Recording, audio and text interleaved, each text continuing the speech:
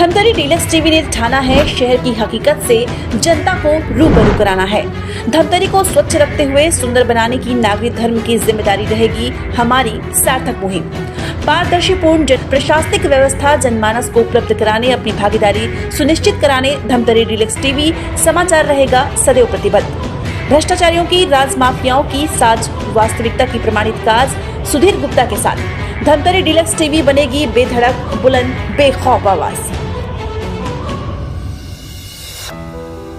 एक ओर सरकार शिक्षा को लेकर काफी गंभीर होने के दावा करती है, दूसरी ओर सिस्टम के सारे दावे जमीनी तौर पर धराशायी होती दिख रही है। दरअसल धमतरी के चूरियाडीही गांव में उस वक्त मातम छा गया जब पहली क्लास में पढ़ाई करने वाली दुर्गा कमार पर जर्जर स्कूल भवन की गेट गिर गई और उसकी जान चली गई। बता दें कि जिले के शासकीय स्कूल भवनों की स्थिति काफी निराशा करने वाली है। इस दौरान नगरीय क्षेत्र के चूरियाडीही ग्राम का शासकीय शाला का जर्जर भवन की गेट भरभराकर एक पहली कक्षा के छात्रा पर गिर गई, जिससे मासूम की मौके पर ही मौत हो गई। जिसके बाद अधिकारी मौके पर जाकर कार्यवाही करने में जुट गई है, लेकिन मौत से पहले किसी अधिकारी जनप्रतिनिधि वहां जाने की जरूरत नहीं समझे, यानी शासन प्रशासन को जब बड़ी घटना घट जाने के बाद मौके पर पहुंचेंगे। बताया जाता है कि रोज की तरह दुर्गा कमार प्राथमिक शाला में पढ़ने के लिए जाया करती थी। इसी बीच शुक्रवार को भी कमार बच्ची पढ़ाई करने गई हुई थी, तभी जर्जर भवन स्कूल के गेट के आसपास खेल रही थी। इसी दौरान गेट अचानक बच्ची के ऊपर ही गिर गई, जिससे मासूम की मौके पर ही मौत हो गई।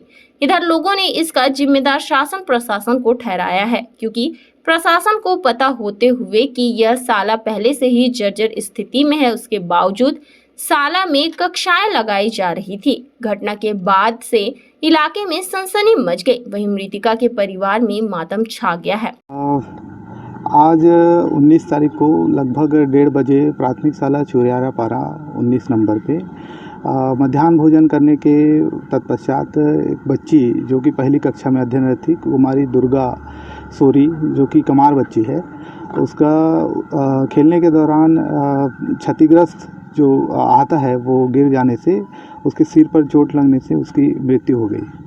इधर सिहावा विधायक अंबिका मरकाम ने भी आखिर में माना कि स्कूल भवन जर्जर होने से गेट भरभरा कर गिरने से बच्ची की मौत हुई है, जो काफी दुखद है। जर्जर भवनों के लिए लगातार प्रयास करने के बाद भी सरकार उनके एक ही नहीं सुन रही। अंबिका मरकाम ने सीधा राज्य सरकार को घेरा है और मृतका के परिजनों को अच्छी मुआवजा देने की मांग सरकार से कर रही है। इसके अलावा अंबिका ने कहा कि मैं विपक्ष का विधायक हूं, लगातार जर्जर भवनों को लेकर शासन को प्रस्ताव भेजा पर कोई रिएक्शन नहीं आया। पर सवाल यही नहीं समाप्त होता।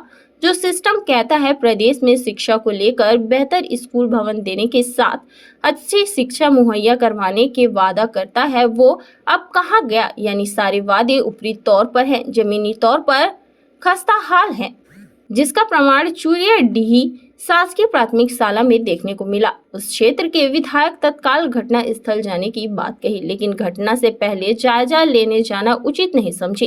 यानी साफ है, जब किसी का मौत हो जाएगा तभी शासन प्रशासन जनप्रतिनिधि जाएंगे। बहरहाल इस हृदय विदायक घटना के बाद पूरे गांव में मातम छा गया है। अब भी शासन प्रशासन नहीं जाएंगे तो आगे और भी इसी तरह की घटनाएं सामने आएगी। बच्ची खत्म हुई है, कमार बच्ची है, दुखद घटना है और ये तो होनी है। निश्चित है, मैं अभी जाकर के पता लगाऊंगी कि किस तरह की घटना हुई है। अभी मुझे जानकारी मिली है कि दीवार गिरने से, उसके ऊपर गेट गिरने से उसकी मौत हुई है और निश्चित है उसको शासन से मुआवजा मिलना चाहिए और जो भी उसके परिवार के लोग हैं उनको जो भी शासन की जो सुविधा है वो मिलना चाहिए। ये तो बहुत बड़ी घटना है।